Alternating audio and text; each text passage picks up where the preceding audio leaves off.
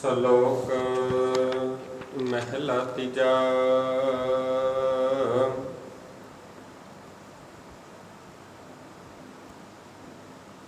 ਹਸਤੀ ਸਿਰਜਿਉ ਅੰਕਸ਼ ਹੈ, ਅਹਰਣ ਜਿਉ ਸਿਰਦੀ।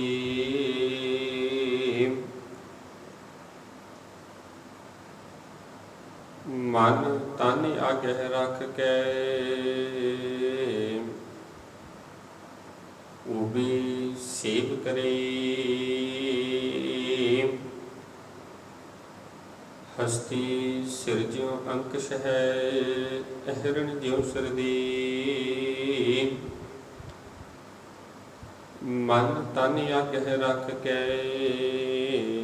ਉਬੀ ਸੇਵ ਕਰੇ। ਇਉ ਗੁਰਮੁਖੀ ਆਪਣੀ ਵਾਰੀਐ, ਸਭ ਰਾਜ ਸ੍ਰਿਸ਼ਟ ਕਾਲੀ। ਨਾਨਕ ਗੁਰਮੁਖ ਬੁਝੀਐ, ਜਾਂ ਆਪੇ ਨਦਰ ਕਰੇ। ਇਉ ਗੁਰਮੁਖ ਆਪ ਨਿਵਾਰੀਐ, ਸਭ ਰਾਜ ਸ੍ਰਿਸ਼ਟ ਕਾਲੀ। ਨਾਨਕ ਗੁਰਮੁਖ ਬੁਝੀਐ, ਜਾਂ ਆਪੇ ਨਦਰ ਕਰੇ।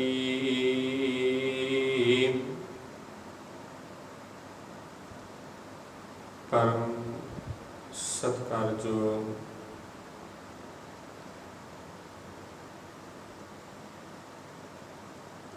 ਗੁਰੂ ਪਿਆਰੀ ਗੁਰੂ ਸਵਾਰੀ ਸਤ ਸੰਗਤ ਜੀ,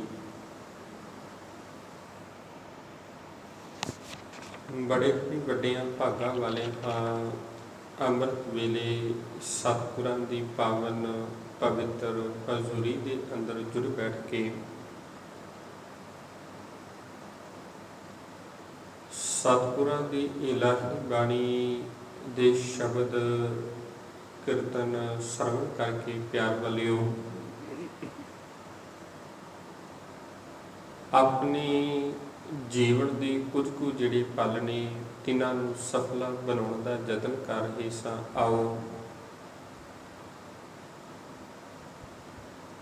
ਕੁਝ ਸਮੇਂ ਦੇ ਲਈ ਗੁਰਮਤ ਵਿਚਾਰਾਂ ਦੇ ਨਾਲ ਜੁੜਨਾ ਕਰੀਏ। ਵਿਚਾਰਾਂ ਦੀ ਆਰੰਭਤਾ ਤੋਂ ਪਹਿਲਾਂ ਮਨ ਦੀ ਇਕਾਗਰਤਾ ਨੂੰ ਮੁੱਖ ਰੱਖਦਿਆਂ ਹੋਇਆਂ ਦੋਨੋਂ ਹੱਥ ਜੋੜ ਕੇ ਸਤਿਗੁਰਾਂ ਦੇ ਚਰਨਾਂ ਵਿੱਚ ਲਵਾਓ ਹਾਜ਼ਰੀ। ਬੜੇ ਹੀ ਪਿਆਰ ਦੇ ਨਾਲ ਆਖੋ ਜੀ, ਵਾਹਿਗੁਰੂ ਜੀ ਕਾ ਖਾਲਸਾ, ਵਾਹਿਗੁਰੂ ਜੀ ਕੀ ਫਤਿਹ।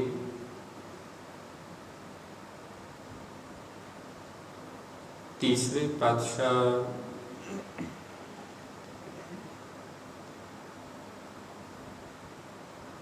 ਧੰਨ ਗੁਰੂ ਅਮਰਦਾਸ ਪਾਤਸ਼ਾਹ ਜੀ ਤਿਨਾਂ ਦੇ ਮੁਖਾਰ ਬਿਰਥੋਂ ਉਚਾਰਨ ਕੀਤਾ ਹੋਇਆ ਇਹ ਪਾਵਨ ਸ਼ਲੋਕ, ਜੋ ਅੰਮ੍ਰਿਤ ਵੇਲੇ ਤੋਂ ਇਸ ਪਾਵਨ ਸਥਾਨ ਉੱਪਰ ਪਾਵਨ ਹੁਕਮਨਾਮੇ ਦੇ ਤੌਰ ਤੇ ਬਖਸ਼ਿਸ਼ ਹੋਇਆ। ਪਿਆਰ ਵਾਲਿਓ, ਇਸ ਸੋਰਠ ਰਾਗ ਦੀ ਵਾਰ ਅੰਦਰ 14 ਨੰਬਰ ਪੌੜੀ ਦੇ ਅੰਦਰ ਜਿਹੜੇ 2 ਸ਼ਲੋਕ ਅਤੇ 1 ਪੌੜੀ, ਤਿਸਦੇ ਵਿੱਚੋਂ ਪਹਿਲਾ ਜੋ ਸ਼ਲੋਕ ਜਿਸ ਦਾ ਪਾਠ ਆਪ ਜੀ ਨੇ ਹੁਣੇ ਸਰਵਣ ਕੀਤਾ, ਸਾਹਿਬ ਧੰਨ ਸ਼੍ਰੀ ਗੁਰੂ ਗ੍ਰੰਥ ਸਾਹਿਬ ਜੀ ਦੇ ਪਾਵਨ ਪਵਿੱਤਰ ਅੰਗ 647 ਅਤੇ 48 ਉੱਪਰ ਸਵਾਈਮਨ ਹੈ। ਪਿਆਰ ਵਾਲਿਓ, ਸਤਿਗੁਰੂ ਪਾਤਸ਼ਾਹ ਜੀ ਨੇ ਅੱਜ ਇਸ ਸ਼ਲੋਕ ਦੇ ਅੰਦਰ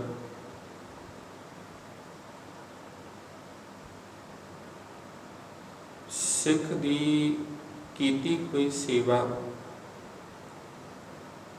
ਕਿਹੋ ਜਿਹੀ ਹੋਵੇ ਤੇ ਉਹ ਕੀਤੀ ਹੋਈ ਸੇਵਾ ਫਿਰ ਸਤਿਗੁਰਾਂ ਦੇ ਦਰ ਦੇ ਉੱਪਰ ਕਦੋਂ ਪ੍ਰਵਾਨ ਹੁੰਦੀ ਹੈ। ਇਸ ਸ਼ਲੋਕ ਦੇ ਅੰਦਰ ਸਤਿਗੁਰਾਂ ਨੇ ਦੋ ਉਦਾਹਰਨਾਂ ਦੇ ਕੇ ਮਨੁੱਖ ਨੂੰ ਸੇਵਾ ਕਰਨ ਦਾ ਤਰੀਕਾ ਦੱਸਿਆ ਵੀ ਕਿਸ ਪ੍ਰਕਾਰ ਤੋਂ ਸੇਵਾ ਕਰੇ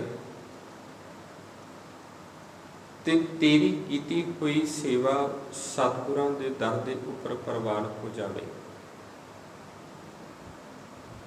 ਸਤਿਗੁਰਾਂ ਦੀ ਬੋਲਣੇ ਸ਼ਲੋਕ ਮਹਿਲਾ ਤੀਜਾ ਤੀਜੇ ਪਾਤਸ਼ਾਹ ਜੀ ਦਾ ਉਚਾਰਨ ਕੀਤਾ ਹੋਇਆ ਪਾਵਨ ਸ਼ਲੋਕ ਹਸਤੀ ਸਿਰਜਿਓ ਅੰਕਸ਼ ਹੈ ਅਹਰਣ ਜਿਉ ਸਿਰ ਦੀ ਪਹਿਲੀ ਉਦਾਹਰਨ ਦਿੱਤੀ ਹਾਥੀ ਦੀ। ਸਾਰੇ ਜਾਨਵਰਾਂ ਦੇ ਵਿੱਚੋਂ ਜੇਕਰ ਸਭ ਤੋਂ ਜ਼ੋਰਦਾਰ ਸਭ ਤੋਂ ਬਲਵਾਨ ਜਾਨਵਰ ਦੀ ਗੱਲ ਕੀਤੀ ਜਾਵੇ ਤੇ ਸਭ ਤੋਂ ਜਿਹੜਾ ਬਲਵਾਨ ਮੰਨਿਆ ਜਾਂਦਾ ਹਾਥੀ ਨੂੰ। ਤੇ ਪਿਆਰ ਵਾਲਿਓ ਇਹ ਇੰਨਾ ਬਲਵਾਨ ਹੈ ਵੀ ਜੇਕਰ ਕਿਤੇ ਮਸਤੀ ਦੇ ਵਿੱਚ ਆਇਆ ਹੋਵੇ ਤੇ ਫਿਰ ਇਹ ਜੰਗਲ ਦੇ ਵਿੱਚ ਇੰਨਾ ਉਜਾੜਾ ਕਰਦਾ, ਵੱਡੇ ਵੱਡੇ ਜਿਹੜੇ ਰੁੱਖ ਨੇ ਉਹਨਾਂ ਨੂੰ ਜੜ੍ਹਾਂ ਤੋਂ ਪੁੱਟ ਕੇ ਵਗਾ ਦਿੰਦਾ ਹੈ।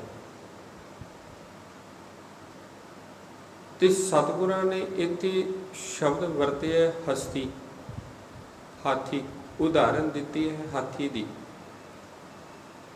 ਤੇ ਸਤਿਗੁਰੂ ਪਾਤਸ਼ਾਹ ਜੀ ਕਿਰਪਾ ਕਰਦੇ ਵੀ ਜੇਕਰ ਕਿਤੇ ਇਹੀ ਹਾਥੀ ਕਿਸੇ ਚੰਗੇ ਮੁਹਾਵਤ ਦੇ ਕੋਲ ਆ ਜਾਵੇ ਤੇ ਮੁਹਾਵਤ ਇਹਨੂੰ ਇਸੇ ਪ੍ਰਕਾਰ ਦੀ ਸਿੱਖਿਆ ਦਿੰਦਾ, ਇਹਨੂੰ ਇੰਨਾ ਢਾਲ ਦਿੰਦਾ, ਇੰਨਾ ਪਰਿਵਰਤਨ ਇਹਦੇ ਅੰਦਰ ਕਰ ਦਿੰਦਾ ਤੇ ਮੁਹਾਵਤ ਦੇ ਕੁੰਡੇ ਦੇ ਹੇਠਾਂ ਉਹੀ ਹਾਥੀ ਫਿਰ ਆਮ ਆਪਾਂ ਸ਼ਹਿਰਾਂ ਦੇ ਵਿੱਚ ਨਗਰਾਂ ਦੇ ਵਿੱਚ ਵੇਖਦੇ ਹਾਂ, ਨਿੱਕੇ ਨਿੱਕੇ ਬੱਚੇ ਉਹਦੇ ਨਾਲ ਖੇਡਦੇ ਹੁੰਦੇ ਨੇ। ਇੱਕ ਉਹ ਹਾਥੀ ਜੋ ਜੰਗਲ ਦੇ ਵਿੱਚ ਉਜਾੜ ਪਾ ਰਿਹਾ ਤੇ ਦੂਜਾ ਉਹ ਜੋ ਸ਼ਹਿਰ ਦੇ ਵਿੱਚ ਨਗਰ ਦੇ ਵਿੱਚ ਮੁਹਾਵਤ ਦੇ ਕੁੰਡੇ ਦੇ ਕਰਕੇ ਜੰਗਲ ਦੇ ਜਿਹੜੇ ਸ਼ਹਿਰ ਦੇ ਨਗਰ ਦੇ ਨਿੱਕੇ ਨਿੱਕੇ ਬੱਚੇ ਨੇ ਉਹ ਵੀ ਉਹਨੂੰ ਦੇ ਨਾਲ ਖੇਡਦੇ ਪਏ ਨੇ ਉਸ ਦੇ ਨਾਲ। ਤੇ ਸਤਿਗੁਰੂ ਪਾਤਸ਼ਾਹ ਜੀ ਕਿਰਪਾ ਕਰਦੇ ਸਭ ਤੋਂ ਪਹਿਲੀ ਉਦਾਹਰਨ ਦਿੱਤੀ ਭਾਈ ਮੰਨ ਲੈ ਵੀ ਇਹ ਜਿਹੜੇ ਤੇਰੇ ਮਨ ਦੇ ਅੰਦਰ ਜਿਹੜਾ ਹੰਕਾਰ ਹੈ ਇਹ ਹੋਵੇ ਹਾਥੀ ਤੇ ਹੰਕਾਰ ਦੇ ਵਿੱਚ ਕੀਤੀ ਹੋਈ ਸੇਵਾ ਦੇ ਨਾਲ ਬੰਦਾ ਕਦੇ ਵੀ ਸਤਿਗੁਰਾਂ ਦੇ ਦਰ ਤੇ ਪ੍ਰਵਾਨ ਨਹੀਂ ਹੋ ਸਕਦਾ। ਹਾਂ ਸਗੋਂ ਇਹਦੇ ਨਾਲ ਉਹ ਫਿਰ ਹੰਕਾਰ ਦੇ ਵਿੱਚ ਬੱਝਾ ਹੋਇਆ ਅਨੇਕਾਂ ਪ੍ਰਕਾਰ ਦੇ ਵਿਕਾਰ ਜ਼ਰੂਰ ਪਾਲ ਸਕਦਾ ਹੈ। ਤੇ ਜੇਕਰ ਕਿਤੇ ਇਸ ਮਨ ਰੂਪੀ ਹਾਥੀ ਦੇ ਉੱਪਰ ਕਿਤੇ ਸਤਿਗੁਰਾਂ ਦੇ ਗਿਆਨ ਰੂਪੀ ਕੁੰਡਾ, ਕਿਤੇ ਸਤਿਗੁਰਾਂ ਦਾ ਗਿਆਨ ਇਹ ਕੁੰਡਾ ਬਣ ਕੇ ਮਨ ਦੇ ਉੱਤੇ ਕਿਤੇ ਵੱਜ ਜਾਵੇ ਫਿਰ ਮਨੁੱਖ ਦੇ ਅੰਦਰੋਂ ਜਿੰਨਾ ਵੀ ਆਪਾ ਭਾਵ ਹੈ ਇਹ ਹੰਕਾਰ ਹੈ ਸਭ ਹੰਕਾਰ ਖਤਮ ਹੋ ਜਾਂਦਾ ਹੈ। ਤੇ ਸਤਿਗੁਰਾਂ ਨੇ ਫਿਰ ਕਿਰਪਾ ਕੀਤੀ, ਆਖਣ ਲੱਗੇ ਭਾਈ ਫਿਰ ਇਹੋ ਜਿਹੀ ਕੀਤੀ ਹੋਈ ਬਿਨਾਂ ਹੰਕਾਰ ਤੋਂ ਕੀਤੀ ਹੋਈ ਫਿਰ ਸੇਵਾ ਵੀ ਸਤਿਗੁਰਾਂ ਦੇ ਦਰ ਤੇ ਪ੍ਰਵਾਨ ਹੁੰਦੀ ਹੈ। ਤੇ ਦੂਸਰੀ ਜਿਹੜੀ ਉਦਾਹਰਨ ਦਿੱਤੀ ਉਹ ਉਦਾਹਰਨ ਦਿੱਤੀ ਅਹਰਣ ਦੀ। ਅਹਰਣ ਉਹ ਜਦੋਂ ਲੋਹਾਰ ਕਿਸੇ ਲੋਹੇ ਦੇ ਟੁਕੜੇ ਤੋਂ ਕੋਈ ਔਜ਼ਾਰ ਤਿਆਰ ਕਰਦਾ ਜਾਂ ਕੋਈ ਚੀਜ਼ ਤਿਆਰ ਕਰਨੀ ਹੋਵੇ ਤੇ ਉਹਦੇ ਕੋਲ ਇੱਕ ਲੋਹੇ ਦਾ ਬੜਾ ਵੱਡਾ ਸਾਰਾ ਇੱਕ ਟੁਕੜਾ ਹੁੰਦਾ ਹੈ ਤੇ ਜਿਸ ਦੇ ਟੁਕੜੇ ਦੇ ਉੱਪਰ ਰੱਖ ਕੇ ਉਹ ਲੋਹਾਰ ਜਿਹੜੀ ਵੀ ਚੀਜ਼ ਤਿਆਰ ਕਰਨੀ ਆ ਉਸ ਲੋਹੇ ਨੂੰ ਰੱਖ ਕੇ ਉਹਦੇ ਉੱਤੇ ਅਨੇਕਾਂ ਪ੍ਰਕਾਰ ਦੇ ਜਿਹੜੇ ਹਥੌੜਿਆਂ ਦੀ ਸੱਟਾਂ ਮਾਰਦਾ ਤੇ ਸਤਿਗੁਰੂ ਪਾਤਸ਼ਾਹ ਜੀ ਕਿਰਪਾ ਕਰਦੇ, ਆਖਦੇ ਕਿ ਫਿਰ ਵੇਖੋ ਉਹ ਕਦੀ ਵੀ ਅਹਿਰਨ ਨੇ ਆਪਣੀ ਜ਼ੁਬਾਨ ਦੇ ਉੱਤੋਂ ਬੋਲ ਕੇ ਇਹ ਗੱਲ ਨਹੀਂ ਆਖੀ ਕਿ ਭਾਈ ਬਸ ਕਰ, ਬੜੀਆਂ ਤੂੰ ਸੱਟਾਂ ਮਾਰੀਆਂ, ਵੀ ਇਹ ਸੱਟ ਦਾ ਦਰਦ ਵੀ ਹੁੰਦਾ ਹੈ। ਤੇ ਸਤਿਗੁਰੂ ਪਾਤਸ਼ਾਹ ਜੀ ਕਿਰਪਾ ਕਰਦੇ, ਕਹਿੰਦੇ ਜਿਸ ਪ੍ਰਕਾਰ ਉਸ ਅਹਿਰਨ ਨੇ ਆਪਣਾ ਆਪਾ ਭਾਵ ਉਸ ਲੋਹਾਰ ਦੇ ਅੱਗੇ ਸਮਰਪਣ ਕਰ ਦਿੱਤਾ, ਉਸ ਸਵੇਰ ਤੋਂ ਲੈ ਕੇ ਸ਼ਾਮ ਤੱਕ ਹਥੌੜੇ ਦੀਆਂ ਜਿੰਨੀਆਂ ਮਰਜ਼ੀ ਸੱਟਾਂ ਮਾਰੀ ਜਾਵੇ, ਉਹ ਕਦੇ ਵੀ ਬੋਲ ਕੇ ਇਹ ਗੱਲ ਨਹੀਂ ਆਖਦੀ। ਕਹਿੰਦੇ ਇਸੇ ਪ੍ਰਕਾਰ ਭਾਈ ਤੂੰ ਵੀ ਆਪਣਾ ਮਨ ਤੇ ਤਨ ਗੁਰੂ ਨੂੰ ਅਰਪ ਕਰ ਦੇ। ਆਪਾਂ ਜਪਜੀ ਸਾਹਿਬ ਦੀ ਬਾਣੀ ਦੇ ਅੰਦਰ ਵੀ ਪੜ੍ਹਦੇ ਆ ਨਾ, ਅਹਿਰਨ ਮਤ ਵੇਦ ਹਥਿਆਰ। ਕਹਿੰਦੇ ਭਾਈ ਇਹ ਜਿਹੜੀ ਤੇਰੀ ਮਤ ਹੈ, ਤੇਰੀ ਜਿਹੜੀ ਸੁਰਤ ਹੈ, ਕਹਿੰਦੇ ਤੂੰ ਇਹਨੂੰ ਅਹਿਰਨ ਬਣਾ ਲੈ। ਤੇ ਇਸ ਅਹਿਰਨ ਦੇ ਉੱਤੇ ਫਿਰ ਕੀ ਕਰ, ਇਸ ਮਤ ਦੇ ਉੱਤੇ ਫਿਰ ਵੇਦ ਹਥਿਆਰ ਜਿਹੜਾ ਗੁਰੂ ਦਾ ਗਿਆਨ ਹੈ, ਗੁਰੂ ਦੇ ਬਚਨ ਨੇ, ਗੁਰੂ ਦੀ ਸਿੱਖਿਆ ਹੈ, ਗੁਰੂ ਦਾ ਮਤ ਹੈ, ਕਹਿੰਦੇ ਇਸ ਗੁਰੂ ਦੇ ਗਿਆਨ ਦਾ ਹਥਿਆਰ ਬਣਾ ਕੇ ਫਿਰ ਔਜ਼ਾਰ ਬਣਾ ਕੇ ਕੀ ਕਰ, ਇਸ ਅਹਿਰਨ ਦੇ ਉੱਤੇ ਮਤ ਦੇ ਉੱਪਰ ਮਾਰ। ਤੇ ਜਦੋਂ ਇਹ ਗੁਰੂ ਦਾ ਤਿਆਰ ਕੀਤਾ ਹੋਇਆ ਗਿਆਨ, ਗੁਰੂ ਦੀ ਦਿੱਤੀ ਹੋਈ ਮਤ ਜਦੋਂ ਇਹ ਤੇਰੀ ਸਮਝ ਦੇ ਵਿੱਚ ਆਵੇਗੀ ਤੇ ਤੂੰ ਆਪਣੇ ਅੰਦਰੋਂ ਜਿਹੜਾ ਆਪਾ ਭਾਵ ਖਤਮ ਕਰ ਦੇਵੇਂਗਾ, ਗੁਰੂ ਨੂੰ ਸਮਰਪਣ ਕਰ ਦੇਵੇਂਗਾ। ਤੀਸਰੇ ਪਾਤਸ਼ਾਹ ਗੁਰੂ ਅਮਰਦਾਸ ਪਾਤਸ਼ਾਹ ਜੀ ਦਾ ਇੱਕ ਸਿੱਖ ਹੋਇਆ ਭਾਈ ਪਾਰੋ ਜੀ। ਇਹ ਭਾਈ ਪਾਰੋ ਉਹ ਸਿੱਖ ਜਿਹਨੂੰ ਸਤਿਗੁਰਾਂ ਨੇ ਉਹਨਾਂ ਦੀ ਸੇਵਾ ਤੋਂ ਪ੍ਰਸੰਨ ਹੋ ਕੇ, ਖੁਸ਼ ਹੋ ਕੇ ਉਹਨਾਂ ਨੂੰ ਮੰਜੀ ਦੀ ਜਿਹੜੀ ਥਾਪਨਾ ਕੀਤੀ ਸੀ, ਮੰਜੀ ਦੀ ਜਿਹੜੀ ਸੇਵਾ ਸੌਂਪੀ ਸੀ। ਮੰਜੀ ਤੋਂ ਭਾਵ ਸੀ ਪ੍ਰਚਾਰਕ ਦੀ ਸੇਵਾ। ਉਹ ਪ੍ਰਚਾਰਕ, ਉਹ ਸਿੱਖ ਜਿਹੜਾ ਦੁਨੀਆ ਦੇ ਵੱਖ-ਵੱਖ ਇਲਾਕਿਆਂ ਦੇ ਵਿੱਚ ਜਾਂਦਾ, ਉੱਥੇ ਜਾ ਕੇ ਗੁਰੂ ਨਾਨਕ ਦੀ ਸਿੱਖੀ ਦਾ ਪ੍ਰਚਾਰ ਕਰਦਾ। ਤੇ ਪਿਆਰ ਵਾਲਿਓ ਵੀ ਇਹ ਜੋ ਅਸੀਂ ਵਿਸਾਖੀ ਦਾ ਦਿਨ ਮਨਾਉਂਦੇ ਆ, ਵੀ ਇਹ ਵਿਸਾਖੀ ਦਾ ਦਿਨ ਵੀ ਇਸ ਸਿੱਖ ਧਰਮ ਦੇ ਅੰਦਰ ਸਭ ਤੋਂ ਪਹਿਲੀ ਜਿਹੜੀ ਵਿਸਾਖੀ ਗੁਰੂ ਅਮਰਦਾਸ ਪਾਤਸ਼ਾਹ ਜੀ ਨੇ ਮਨਾਈ ਸੀ, ਉਹਦੇ ਤੋਂ ਪਹਿਲਾਂ ਕੋਈ ਨਹੀਂ ਸੀ ਮਨਾਉਂਦਾ। ਤੇ ਇਹ ਭਾਈ ਪਾਰੋ ਇੱਕ ਦਿਨ ਸਤਿਗੁਰਾਂ ਦੇ ਕੋਲ ਗਿਆ,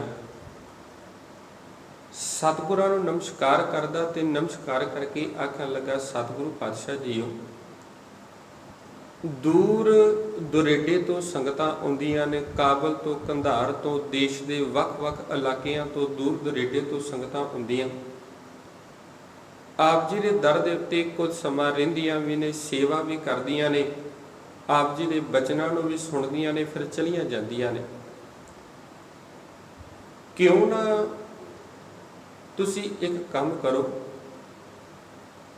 ਇੱਦਾਂ ਕਰੋ ਸਤਿਗੁਰੂ ਪਾਤਸ਼ਾਹ ਜੀ, ਕੋਈ ਇੱਕ ਇਹੋ ਜਿਹਾ ਦਿਨ ਮਿੱਥ ਲਵੋ ਜਿਸ ਦਿਨ ਵੱਖ-ਵੱਖ ਸਥਾਨਾਂ ਤੋਂ, ਵੱਖ-ਵੱਖ ਇਲਾਕਿਆਂ ਦੇ ਵਿੱਚੋਂ ਸੰਗਤਾਂ ਆਉਣ, ਤੇ ਉਹ ਜਦੋਂ ਸੰਗਤਾਂ ਸਾਰੀਆਂ ਚੱਲ ਕੇ ਗੋਇੰਦਵਾਲ ਦੀ ਧਰਤੀ ਤੇ ਆਉਣਗੀਆਂ, ਵੱਖੋ-ਵੱਖ ਇਲਾਕਿਆਂ ਦੇ ਵਿੱਚ ਆਉਣਗੀਆਂ, ਇਸ ਜਗ੍ਹਾ ਦੇ ਉੱਤੇ ਫਿਰ ਦਰਬਾਰ ਸਜੇਗਾ, ਪੰਡਾਲ ਸਜੇਗਾ, ਗੁਰੂ ਦੇ ਲੰਗਰਾਂ ਦੀ ਸੇਵਾ ਹੋਵੇਗੀ। ਤੇ ਇਹਦੇ ਨਾਲ ਨਾਲ ਫਿਰ ਸੰਗਤਾਂ ਦੇ ਵਿੱਚ ਆਪਣੇ ਆਪ ਦੇ ਵਿੱਚ ਮੇਲ ਮਿਲਾਪ ਵੀ ਬੜਾ ਵਧੇਗਾ। ਤੇ ਉਹਦੇ ਨਾਲ ਨਾਲ ਇਹ ਗੁਰੂ ਨਾਨਕ ਦੀ ਜਿਹੜੀ ਸਿੱਖੀ ਦਾ ਬੂਟਾ ਹੈ, ਕਹਿੰਦੇ ਇਹ ਫਿਰ ਦਿਨੋਂ ਦਿਨ ਫਿਰ ਵੱਧਦਾ ਜਾਵੇਗਾ, ਹੋਰ ਇਹ ਪ੍ਰਫੁੱਲਤ ਹੋਵੇਗਾ, ਹੋਰ ਵਾਧਾ ਹੋਵੇਗਾ। ਇਹ ਗੁਰੂ ਨਾਨਕ ਦਾ ਜਿਹੜਾ ਉਪਦੇਸ਼ ਹੈ ਪ੍ਰੇਮਾ ਭਗਤੀ, ਕਹਿੰਦੇ ਇਸ ਪ੍ਰੇਮਾ ਭਗਤੀ ਦੇ ਅੰਦਰ ਹੋਰ ਵਿਸਥਾਰ ਹੋਵੇਗਾ, ਵਾਧਾ ਹੋਵੇਗਾ। ਤੇ ਸਤਿਗੁਰੂ ਗੁਰੂ ਅਮਰਦਾਸ ਪਾਤਸ਼ਾਹ ਜੀ ਨੂੰ ਇਹ ਭਾਈ ਪਾਰੋ ਦੀ ਗੱਲ ਬੜੀ ਚੰਗੀ ਲੱਗੀ। ਤੇ ਆਉਣ ਵਾਲਾ ਜਿਹੜਾ ਮਹੀਨਾ ਸੀ ਉਹ ਵਿਸਾਖ ਦਾ, ਤੇ ਫਿਰ ਸਤਿਗੁਰਾਂ ਨੇ ਫਿਰ ਵੱਖ-ਵੱਖ ਸਿੱਖਾਂ ਦੇ ਰਾਹੀਂ ਦੇਸ਼ ਦੇ ਵੱਖ-ਵੱਖ ਇਲਾਕਿਆਂ ਦੇ ਵਿੱਚ ਜਿੱਥੇ ਗੁਰੂ ਨਾਨਕ ਨਾਮ ਲੇਵਾ ਸਿੱਖ ਰਹਿੰਦੇ ਸਨ, ਉੱਥੇ ਇਹ ਸੰਦੇਸ਼ ਭੇਜੇਗੀ ਕਿ ਇੱਕ ਵਿਸਾਖ ਨੂੰ ਇਸ ਪਾਵਨ ਸਥਾਨ ਦੇ ਉੱਪਰ ਸਭ ਸੰਗਤਾਂ ਇਕੱਠੀਆਂ ਹੋਣ। ਤੇ ਇਦਾਂ ਹੀ ਹੋਇਆ, ਬੜੀ ਭਾਰੀ ਗਿਣਤੀ ਦੇ ਵਿੱਚ ਸੰਗਤਾਂ ਇਕੱਠੀਆਂ ਹੋਈਆਂ ਤੇ ਇਸ ਪਾਵਨ ਸਥਾਨ ਦੇ ਉੱਤੇ ਗੋਇੰਦਵਾਲ ਦੀ ਧਰਤੀ ਦੇ ਉੱਤੇ ਸਭ ਤੋਂ ਜਿਹੜੀ ਪਹਿਲੀ ਵਿਸਾਖੀ ਗੁਰੂ ਅਮਰਦਾਸ ਪਾਤਸ਼ਾਹ ਜੀ ਨੇ ਮਨਾਈ ਹੈ। ਬੜੀਆਂ ਦੂਰ ਦੁਰੇਡੇ ਤੋਂ ਸੰਗਤਾਂ ਵੀ ਆਈਆਂ ਤੇ ਇਹ ਭਾਈ ਪਾਰੋ ਹੁਣ ਸਤਿਗੁਰਾਂ ਦੇ ਦਰ ਦੇ ਉੱਤੇ ਲੰਗਰਾਂ ਦੇ ਵਿੱਚ ਸੇਵਾ ਕਰਦਾ। ਪਿਆਰ ਵਾਲਿਓ, ਸੇਵਾ ਕਰਨੀ ਕੋਈ ਮਾੜੀ ਗੱਲ ਨਹੀਂ। ਮਨੁੱਖ ਸੇਵਾ ਕਿਸੇ ਵੀ ਪ੍ਰਕਾਰ ਦੀ ਕਰ ਸਕਦਾ। ਜਿੱਥੇ ਸਤਿਗੁਰਾਂ ਨੇ ਸਾਨੂੰ ਇਸ ਜੀਵ ਦੇ ਨਾਲ ਗੁਰਬਾਣੀ, ਬਾਣੀ, ਪ੍ਰਮਾਤਮਾ ਦਾ ਨਾਮ ਸਿਮਰਨ ਦਾ, ਨਾਮ ਜਪਣ ਦਾ ਉਪਦੇਸ਼ ਦਿੱਤਾ, ਉਹਦੇ ਨਾਲ ਨਾਲ ਇਹਨਾਂ ਹੱਥਾਂ ਦੇ ਨਾਲ ਸਾਨੂੰ ਸੇਵਾ ਕਰਨ ਦਾ ਵੀ ਉਪਦੇਸ਼ ਦਿੱਤਾ ਹੈ। ਇਸ ਸੇਵਾ ਕਰਨ ਦਾ ਵੀ ਉਪਦੇਸ਼ ਦਿੱਤਾ ਤੇ ਇਹ ਭਾਈ ਪਾਰੋ ਸਤਿਗੁਰਾਂ ਦੇ ਦਰ ਦੇ ਉੱਤੇ ਸੇਵਾ ਕਰਦਾ ਗੁਰੂ ਕੇ ਲੰਗਰਾਂ ਦੇ ਵਿੱਚ। ਤੇ ਡੇਲੀ ਦਾ ਰੁਟੀਨ ਹੈ, ਇਹ ਆਪਣਾ ਇਹਦਾ ਨਗਰ ਹੈ ਡੱਲਾ ਤੇ ਡੱਲਾ ਤੇ ਗੋਇੰਦਵਾਲ ਦੇ ਵਿਚਕਾਰ ਪੈਂਦਾ ਬਿਆਸਾ ਦਰਿਆ। ਤੇ ਇਸ ਬਿਆਸਾ ਦਰਿਆ ਨੂੰ ਪਾਰ ਕਰਕੇ ਸਵੇਰੇ ਇਹ ਸਤਿਗੁਰਾਂ ਦੇ ਦਰ ਦੇ ਉੱਤੇ ਆਉਂਦਾ। ਸਾਰਾ ਦਿਨ ਸਤਿਗੁਰਾਂ ਦੇ ਦਰ ਦੇ ਉੱਤੇ ਰਹਿੰਦਾ, ਦਰਬਾਰ ਸਜਦਾ, ਸਤਿਗੁਰਾਂ ਦੇ ਉਪਦੇਸ਼ਾਂ ਨੂੰ ਸੁਣਦਾ, ਗੁਰੂ ਕੇ ਲੰਗਰਾਂ ਦੇ ਵਿੱਚ ਸੇਵਾ ਕਰਦਾ ਤੇ ਜਿਵੇਂ ਸ਼ਾਮ ਹੁੰਦੀ ਤੇ ਵਾਪਸ ਆਪਣੇ ਇਲਾਕੇ ਦੇ ਵੱਲ ਚਲਾ ਜਾਂਦਾ, ਆਪਣੇ ਘਰ ਨੂੰ। ਤੇ ਇੰਨਾ ਗੁਰੂ ਦੇ ਉੱਤੇ ਭਰੋਸਾ, ਇੰਨਾ ਗੁਰੂ ਦੇ ਨਾਲ ਪਿਆਰ, ਮਨ ਦੇ ਅੰਦਰ ਕਿਸੇ ਪ੍ਰਕਾਰ ਦਾ ਕੋਈ ਡਰ, ਕਿਸੇ ਪ੍ਰਕਾਰ ਦਾ ਕੋਈ ਭਰਮ ਨਹੀਂ। ਇੱਕ ਦਿਨ ਇਹੋ ਜਿਹਾ ਹੋਇਆ, ਜਲੰਧਰ ਦਾ ਸੂਬੇਦਾਰ ਹੈ, ਉਹ ਕਿਸੇ ਨਾ ਕਿਸੇ ਕਾਰਜ ਦੇ ਕਰਕੇ ਰਾਵੀ ਦੇ ਜਿਹੜਾ ਇਹ ਬਿਆਸਾ ਦਰਿਆ ਹੈ, ਇਸ ਬਿਆਸਾ ਦਰਿਆ ਤੋਂ ਕਿਤੇ ਬਾਹਰ ਕਿਤੇ ਕੰਮ ਚੱਲਾ ਸੀ, ਦੂਸਰੇ ਪਾਸੇ, ਦੂਸਰੇ ਇਲਾਕੇ ਦੇ ਵਿੱਚ। ਤੇ ਇਹ ਜਦੋਂ ਬਿਆਸਾ ਦਰਿਆ ਦੇ ਕਿਨਾਰੇ ਪਹੁੰਚਿਆ ਵੀ ਵੇਖਿਆ ਵੀ ਬਿਆਸਾ ਦਰਿਆ ਦੇ ਵਿੱਚ ਪਾਣੀ ਬੜਾ, ਦਰਿਆ ਦੀਆਂ ਲਹਿਰਾਂ ਨੇ ਬੜੀਆਂ ਛੱਲਾਂ ਮਾਰਦੀਆਂ ਪਏ ਨੇ ਉਤਾਂਹ ਤੱਕ। ਤੇ ਇਹ ਦਰਿਆ ਜਿਹੜਾ ਨੱਕੋ ਨੱਕ ਪਾਣੀ ਦੇ ਨਾਲ ਭਰਿਆ ਹੋਇਆ, ਇਹ ਖਲੋਤਾ ਹੋਇਆ ਹੁਣ ਉਡੀਕ ਕਰਨ ਲੱਗਾ, ਵੀ ਸੋਚਣ ਲੱਗਾ ਵੀ ਕਦੋਂ ਉਹ ਸਮਾਂ ਆਵੇਗਾ ਜਦੋਂ ਇਸ ਦਰਿਆ ਦਾ ਜਿਹੜਾ ਪਾਣੀ ਘਟੇਗਾ ਤੇ ਮੈਂ ਇਸ ਦਰਿਆ ਨੂੰ ਪਾਰ ਕਰਾਂਗਾ। ਤੇ ਇੰਨੇ ਨੂੰ ਇੱਕ ਘੋੜਸਵਾਰ ਆਇਆ। ਵੀ ਉਹ ਘੋੜਸਵਾਰ ਨੇ ਕੀ ਕੀਤਾ ਵੀ ਆਇਆ ਤੇ ਆਉਂਦਿਆਂ ਸਾਰ ਬਿਨਾਂ ਵੇਖਿਆ ਹੀ ਇਸ ਦਰਿਆ ਦੇ ਵਿੱਚ ਘੋੜੇ ਨੂੰ ਠੱਲ ਦਿੱਤਾ। ਤੇ ਉਹਦੇ ਤੋਂ ਬਾਅਦ ਜਿਵੇਂ ਦੂਸਰੇ ਕਿਨਾਰੇ ਨੂੰ ਪਾਰ ਕਰਕੇ ਇਹ ਆ ਗਿਆ ਸਤਿਗੁਰਾਂ ਦੇ ਦਰ ਦੇ ਉੱਤੇ। ਇਹ ਉਹ ਸਿੱਖ ਹੈ ਭਾਈ ਪਾਰੋ।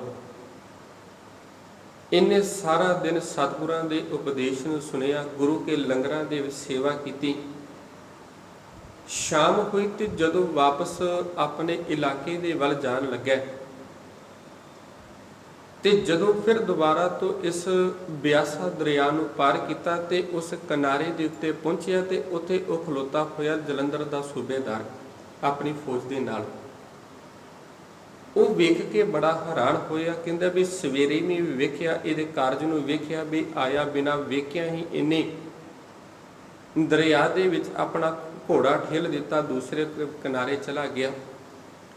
ਤੇ ਦੂਸਰੇ ਕਿਨਾਰੇ ਤੋਂ ਫਿਰ ਇਹਨੇ ਇਦਾਂ ਕੀਤਾ ਵੀ ਇਸ ਕਿਨਾਰੇ ਤੇ ਪਹੁੰਚ ਗਿਆ ਤੇ ਆਵਾਜ਼ ਮਾਰ ਕੇ ਆਖਣ ਲੱਗਾ, ਕਹਿੰਦਾ ਭਾਈ ਇਦਾਂ ਕਰ, ਮੇਰੀ ਕੋਈ ਗੱਲ ਤੇ ਸੁਣ ਕੇ ਜਾ, ਮੈਂ ਤੇਰੇ ਤੋਂ ਕੁਝ ਪੁੱਛਣਾ। ਤੇ ਇਹ ਭਾਈ ਪਾਰੋ ਆਖਦੇ ਵੀ ਪੁੱਛੋ, ਕੀ ਪੁੱਛਣਾ ਚਾਹੁੰਦੇ ਹੋ? ਵੀ ਆਖਣ ਲੱਗਾ ਵੀ ਤੁਹਾਨੂੰ ਪਾਣੀ ਤੋਂ ਡਰ ਨਹੀਂ ਲੱਗਦਾ? ਇਹ ਦਰਿਆ ਭਰਿਆ ਪਿਆ, ਨੱਕੋ ਨੱਕ ਪਾਣੀ ਦੇ ਨਾਲ ਭਰਿਆ ਪਿਆ ਤੇ ਤੁਸੀਂ ਸਵੇਰੇ ਵੀ ਤੁਹਾਡੀ ਕਿਰਿਆ ਨੂੰ ਵੇਖਿਆ, ਹੁਣ ਵੀ ਤੁਹਾਡੀ ਕਿਰਿਆ ਨੂੰ ਵੇਖਿਆ। ਤੁਸੀਂ ਸਵੇਰੇ ਵੀ ਆਏ, ਆਉਂਦਿਆਂ ਸਰ ਘੋੜੇ ਨੂੰ ਠੇਲ ਦਿੱਤਾ ਤੇ ਹੁਣ ਵੀ ਆਏ ਹੋ ਵੀ ਘੋੜੇ ਨੂੰ ਠੇਲ ਦਿੱਤਾ ਤੇ ਇਸ ਪਾਰ ਕਿਨਾਰੇ ਲੱਗ ਗਏ, ਤੁਹਾਨੂੰ ਪਾਣੀ ਤੋਂ ਡਰ ਨਹੀਂ ਲੱਗਦਾ? ਤੇ ਇਹ ਭਾਈ ਪਾਰੋ ਆਖਣ ਲੱਗਾ, ਕਹਿੰਦੇ ਜਿਸ ਦੇ ਮਨ ਦੇ ਅੰਦਰ ਗੁਰੂ ਦਾ ਬਚਨ ਵਸ ਜਾਵੇ ਪਰ ਉਹਨੂੰ ਇਹ ਦੁਨੀਆ ਦਾ ਪਾਣੀ ਫਿਰ ਕਿੱਥੇ ਇਹ ਡਰਾ ਸਕਦਾ ਹੈ। ਗੁਰਬਾਣੀ ਦੇ ਵਿੱਚੋਂ ਵੀ ਪੜ੍ਹਦੇ ਆ ਨਾ, ਗੁਰ ਕਾ ਬਚਨ ਬਸੈ ਜੀ ਨਾਲੇ, ਜਲ ਨਹੀਂ ਡੂਬੈ ਤਸਕਰ ਨਹੀਂ ਲੇਵੈ, ਭਾ ਨਾ ਸਾਕੈ ਜਾਲੇ। ਕਹਿੰਦੇ ਜਿਸ ਦੇ ਹਿਰਦੇ ਦੇ ਅੰਦਰ ਗੁਰੂ ਦਾ ਬਚਨ ਵਸ ਗਿਆ, ਗੁਰੂ ਦਾ ਸ਼ਬਦ ਵਸ ਗਿਆ, ਤੇ ਫਿਰ ਉਹਨੂੰ ਇਹ ਦੁਨਿਆਵੀ ਜਿਹੜਾ ਜਲ ਹੈ ਇਹ ਕਦੇ ਵੀ ਡਬੋ ਨਹੀਂ ਸਕਦਾ, ਅੱਗ ਕਦੇ ਸਾੜ ਨਹੀਂ ਸਕਦੀ। ਤੇ ਇਹ ਗੁਰੂ ਦਾ ਸ਼ਬਦ ਇਹੋ ਜਿਹਾ, ਗੁਰੂ ਦਾ ਬਚਨ ਇਹੋ ਜਿਹਾ, ਚੋਰ ਉਚੱਕੇ ਇਹਨੂੰ ਚੁਰਾ ਨਹੀਂ ਸਕਦੇ। ਤੇ ਜਿਵੇਂ ਇਸ ਗੱਲ ਨੂੰ ਸੁਣਿਆ ਵੀ ਸਤਿਗੁਰਾਂ ਦਾ ਉਪਦੇਸ਼, ਗੁਰੂ ਦਾ ਬਚਨ, ਤੇ ਇਹ ਜਿਹੜਾ ਜਲੰਧਰ ਦਾ ਸੂਬੇਦਾਰ ਹੈ ਵੀ ਇਹ ਵੀ ਆਖਣ ਲੱਗਾ ਵੀ ਮੈਂ ਵੀ ਇਹੋ ਜਿਹੇ ਗੁਰੂ ਦੇ ਦਰਸ਼ਨ ਕਰਨੇ ਨੇ ਵੀ ਜਿਸ ਗੁਰੂ ਦਾ ਬਚਨ ਤੇਰੇ ਹਿਰਦੇ ਦੇ ਵਿੱਚ ਵਸਿਆ ਤੇ ਤੇਰੇ ਅੰਦਰੋਂ ਕਿਸੇ ਹਰੇਕ ਪ੍ਰਕਾਰ ਦਾ ਇਹ ਡਰ ਜਿਹੜਾ ਭੈ ਖਤਮ ਹੋ ਗਿਆ। ਇਹਨੇ ਕੀ ਕੀਤਾ ਵੀ ਆਪਣੇ ਪੁੱਤਰ ਨੂੰ ਇਹ ਸਭ ਫੌਜ ਦੀ ਕਮਾਂਡ ਦਿੱਤੀ, ਤੇ ਜਿਸ ਮੁਹਿੰਮ ਦੇ ਉੱਤੇ ਚੱਲਿਆ ਸੀ ਆਪਣੇ ਪੁੱਤਰ ਨੂੰ ਆਖਣ ਲੱਗਾ ਵੀ ਤੂੰ ਇਸ ਮੁਹਿੰਮ ਦੇ ਉੱਤੇ ਜਾ। ਤੇ ਇਸ ਭਾਈ ਪਾਰੋ ਨੂੰ ਇਹ ਜਿਹੜਾ ਜਲੰਧਰ ਦਾ ਸੂਬੇਦਾਰ ਆਖਦਾ, ਕਹਿੰਦੇ ਹੁਣ ਤੂੰ ਘਰ ਜਾਣ ਦੀ ਬਜਾਏ ਇਦਾਂ ਕਰ, ਮੇਰੇ ਨਾਲ ਚੱਲ ਤੇ ਚੱਲ ਕੇ ਸਤਿਗੁਰਾਂ ਦੇ ਦਰ ਦੇ ਉੱਤੇ ਚੱਲ, ਮੈਂ ਵੀ ਸਤਿਗੁਰਾਂ ਦੇ ਦਰਸ਼ਨ ਕਰਨੇ ਨੇ, ਮੇਰੇ ਮਨ ਦੇ ਅੰਦਰ ਵੀ ਹੁਣ ਤਾਂਘ ਲੱਗੀ ਹੋਈ ਹੈ, ਪਿਆਸ। ਕੀ ਕੀਤਾ ਇਸ ਭਾਈ ਪਾਰੋ ਨੇ ਆਪਣੇ ਨਾਲ ਲਿਆ ਤੇ ਚਲਾ ਗਿਆ ਸਤਿਗੁਰਾਂ ਦੇ ਦਰ ਦੇ ਉੱਤੇ। ਪਿਆਰ ਵਾਲਿਓ, ਗੁਰੂ ਘਰ ਦੀ ਇਹ ਰੀਤ ਹੈ, ਪਹਿਲਾਂ ਪੰਗਤ ਤੇ ਫਿਰ ਸੰਗਤ। ਜਿੱਥੇ ਗੁਰੂ ਦੀ ਸੰਗਤ ਜ਼ਰੂਰੀ ਹੈ ਉਹਦੇ ਨਾਲ ਗੁਰੂ ਕੀ ਪੰਗਤ ਵੀ ਜ਼ਰੂਰੀ ਹੈ। ਪੰਗਤ ਦਾ ਭਾਵ ਅਰਥ ਗੁਰੂ ਕੇ ਲੰਗਰਾਂ ਦੇ ਵਿੱਚ, ਪੰਗਤ ਦੇ ਵਿੱਚ ਬਹਿ ਕੇ, ਲੈਣ ਦੇ ਵਿੱਚ, ਭੋਏ ਦੇ ਉੱਤੇ, ਧਰਤੀ ਦੇ ਉੱਤੇ ਬਹਿ ਕੇ ਪ੍ਰਸ਼ਾਦਾ ਛਕਣਾ। ਕੀ ਕੀਤਾ? ਸਭ ਤੋਂ ਪਹਿਲਾਂ ਜਾ ਕੇ ਬੈਠਾ ਗੁਰੂ ਕੇ ਲੰਗਰਾਂ ਦੇ ਵਿੱਚ ਪੰਗਤ ਕੀਤੀ। ਸਿੱਖ ਆਏ ਨੇ ਵੀ ਆ ਕੇ ਜਦੋਂ ਪ੍ਰਸ਼ਾਦਾ ਦਿੱਤਾ, ਵੇਖਿਆ ਵੀ ਉੱਥੋਂ ਦਾ ਮਾਹੌਲ ਵੇਖ ਕੇ ਬੜਾ ਪ੍ਰਸੰਨ ਹੋਇਆ, ਬੜਾ ਹੈਰਾਨ ਹੋਇਆ ਵੀ ਇੰਨੀ ਜ਼ੁਬਾਨਾਂ ਦੇ ਵਿੱਚ ਮਿਠਾਸ। ਕੋਈ ਭਾਈ ਤੋਂ ਬਿਨਾਂ ਇੱਕ ਦੂਜੇ ਨੂੰ ਕੋਈ ਆਵਾਜ਼ ਵੀ ਮਾਰਦਾ, ਭਾਈ ਤੋਂ ਬਿਨਾਂ ਕੋਈ ਆਵਾਜ਼ ਨਹੀਂ ਮਾਰਦਾ। ਜੇਕਰ ਕੋਈ ਆਵਾਜ਼ ਮਾਰਦਾ ਤੇ ਗੁਰੂ ਕਾ ਪਿਆਰਾ ਕਹਿ ਕੇ ਆਵਾਜ਼ ਨਹੀਂ ਮਾਰਦਾ। ਉੱਥੇ ਤੂੰ ਤੇ ਸ਼ਬਦ ਸੁਣਨ ਦੇ ਵਿੱਚ ਵੀ ਨਾ ਮਿਲਿਆ। ਇਹ ਬੜਾ ਪ੍ਰਭਾਵਿਤ ਹੋਇਆ। ਇਹਨੇ ਪ੍ਰਸ਼ਾਦਾ ਛਕਿਆ। ਪ੍ਰਸ਼ਾਦਾ ਛਕ ਕੇ ਆਖਣ ਲੱਗਾ ਵੀ ਮੈਂ ਬੜਾ ਪ੍ਰਸੰਨ ਹੋਇਆ, ਬੜਾ ਖੁਸ਼ ਹੋਇਆ। ਸੂਬੇ ਜਲੰਧਰ ਸੂਬੇ ਦੇ ਵੱਡੇ ਵੱਡੇ ਮਹਿਲਾਂ ਦੇ ਵਿੱਚ ਕੀਮਤੀ ਬਰਤਨਾਂ ਦੇ ਵਿੱਚ ਬਹਿ ਕੇ ਮੈਂ ਰੋਟੀ ਵੀ ਖਾਧੀ, ਪਰ ਕਦੇ ਵੀ ਇੰਨਾ ਸਵਾਦ ਨਹੀਂ ਆਇਆ ਵੀ ਜਿੰਨਾ ਹੱਥ ਦੇ ਉੱਤੇ ਰੱਖ ਕੇ ਇਸ ਗੁਰੂ ਦੀ ਪੰਗਤ ਦੇ ਵਿੱਚ ਬਹਿ ਕੇ ਜਦੋਂ ਇਹ ਦੋ ਪ੍ਰਸ਼ਾਦੇ ਛਕੇ ਨੇ, ਇਹ ਪ੍ਰਸ਼ਾਦੇ ਛਕ ਕੇ ਆਨੰਦ ਆਇਆ। ਤੇ ਇਹ ਗਿਆ ਸਤਿਗੁਰਾਂ ਦੇ ਦਰ ਕੋਲ ਜਾ ਕੇ ਸਤਿਗੁਰਾਂ ਨੂੰ ਨਮਸਕਾਰ ਕੀਤੀ ਤੇ ਹੱਥ ਜੋੜ ਕੇ ਬੇਨਤੀ ਕਰਨ ਲੱਗਾ, ਸਤਿਗੁਰੂ ਮੇਰੇ ਤੇ ਵੀ ਕਿਰਪਾ ਕਰੋ, ਮੇਰੇ ਤੇ ਵੀ ਰਹਿਮਤ ਕਰੋ, ਮੈਨੂੰ ਵੀ ਸਿੱਖੀ ਦੀ ਦਾਤ ਦੇਵੋ, ਇਹੋ ਜੀ ਸਿੱਖੀ ਦੀ ਦਾਤ ਜਿਹੋ ਜੀ ਤੁਸੀਂ ਸਿੱਖੀ ਦੀ ਦਾਤ ਆਪਣੇ ਇਸ ਸਿੱਖ ਨੂੰ ਦਿੱਤੀ ਹੈ, ਭਾਈ ਪਾਰੋ ਨੂੰ ਦਿੱਤੀ। ਤੇ ਪਿਆਰ ਵਾਲਿਓ, ਕਈ ਵਾਰੀ ਗੁਰੂ ਦੀ ਕੀਤੀ ਹੋਈ ਸੇਵਾ ਗੁਰੂ ਦੇ ਦਰ ਦੇ ਉੱਤੇ ਪ੍ਰਵਾਨ ਹੋ ਜਾਂਦੀ ਹੈ। ਤੇ ਹਾਂ, ਇੱਕ ਜਗ੍ਹਾ ਸਤਿਗੁਰੂ ਪਾਤਸ਼ਾਹ ਜੀ ਇਹ ਗੱਲ ਜ਼ਰੂਰ ਆਖਦੇ ਨੇ ਵੀ ਗੁਰੂ ਦੀ ਸੇਵਾ ਕਰਨੀ ਕੋਈ ਸੌਖੀ ਗੱਲ ਨਹੀਂ। ਸਤਿਗੁਰ ਕੀ ਸੇਵਾ ਗਾਖੜੀ ਸਿਰ ਦੀਜੈ ਆਪ ਗਵਾਈ। ਕਹਿੰਦੇ ਭਾਈ ਗੁਰੂ ਦੀ ਜੇਕਰ ਸੇਵਾ ਕਰਨੀ ਹੈ ਤੇ ਉਹਦੇ ਲਈ ਬੰਦੇ ਨੂੰ ਆਪਣਾ ਸਿਰ ਦੇਣਾ ਪੈਂਦਾ, ਆਪਣਾ ਆਪਾ ਭਾਵ ਗਵਾਉਣਾ ਪੈਂਦਾ। ਤੇ ਸ਼ਬਦ ਮਰਿਆ ਫਿਰ ਨਾ ਮਰੇ ਤਾਂ ਸੇਵਾ ਪਵੈ ਸਭ ਥਾਈ। ਕਹਿੰਦੇ ਹਾਂ, ਫਿਰ ਇਸੇ ਪ੍ਰਕਾਰ ਜਦੋਂ ਕਿਤੇ ਗੁਰੂ ਦਾ ਸ਼ਬਦ ਮਨੁੱਖ ਦੇ ਹਿਰਦੇ ਦੇ ਵਿੱਚ ਵਸ ਜਾਵੇ ਤੇ ਫਿਰ ਉਹ ਵਾਰ-ਵਾਰ ਮਰਨ ਦੇ ਨਾਲੋਂ ਇੱਕ ਵਾਰੀ ਗੁਰੂ ਦੇ ਸ਼ਬਦ ਦੇ ਵਿੱਚ ਮਰ ਜਾਂਦਾ, ਉਹਦੇ ਤੋਂ ਬਾਅਦ ਕਦੇ ਵੀ ਉਹ ਜਨਮ ਮਰਨ ਦੇ ਗੇੜ ਦੇ ਵਿੱਚ ਨਹੀਂ ਮਰਦਾ। ਤੇ ਇਹੋ ਜੀ ਫਿਰ ਕੀਤੀ ਹੋਈ ਸੇਵਾ ਵੀ ਸਤਿਗੁਰਾਂ ਦੇ ਦਰ ਦੇ ਉੱਤੇ ਪ੍ਰਵਾਨ ਹੋ ਜਾਂਦੀ ਹੈ। ਤੇ ਅੱਜ ਸਤਿਗੁਰੂ ਪਾਤਸ਼ਾਹ ਜੀ ਨੇ ਸਾਨੂੰ ਸੇਵਾ ਦਾ ਕਨਸੈਪਟ ਦੱਸਿਆ ਵੀ ਸੇਵਾ ਬੰਦੇ ਦੀ ਕਿਹੋ ਜੀ ਹੋਵੇ। ਤੇ ਪਹਿਲੀ ਜਿਹੜੀ ਉਦਾਹਰਨ ਦਿੱਤੀ ਸੀ, ਪਹਿਲੀ ਉਦਾਹਰਨ ਦਿੱਤੀ ਹਾਥੀ ਦੀ।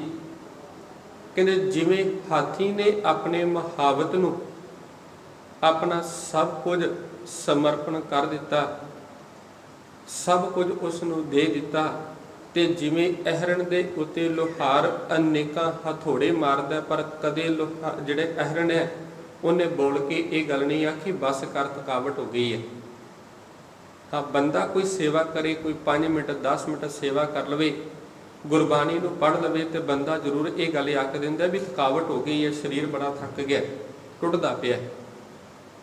ਤੇ ਕਹਿੰਦੇ ਜੇਕਰ ਤੂੰ ਆਪਾ ਭਾਵ ਗੁਰੂ ਦੀ ਸੇਵਾ ਹੀ ਕਰਨੀ ਹੈ ਤੇ ਗੁਰੂ ਦੀ ਸੇਵਾ ਇਸ ਤਰੀਕੇ ਦੇ ਨਾਲ ਕਰ ਵੀ ਤੂੰ ਆਪਾ ਭਾਵ ਹੀ ਗੁਰੂ ਨੂੰ ਅਰਪ ਕਰ ਦੇ, ਮਨ ਤਨ ਆਗਿਆ ਸੌਂਪ ਕੇ ਉਹ ਵੀ ਸੇਵ ਕਰੇ। ਇਉਂ ਗੁਰਮੁਖ ਆਪ ਨਿਵਾਰੀਐ ਸਭ ਰਾਜ ਸ੍ਰਿਸ਼ਟ ਕਾਲੇ।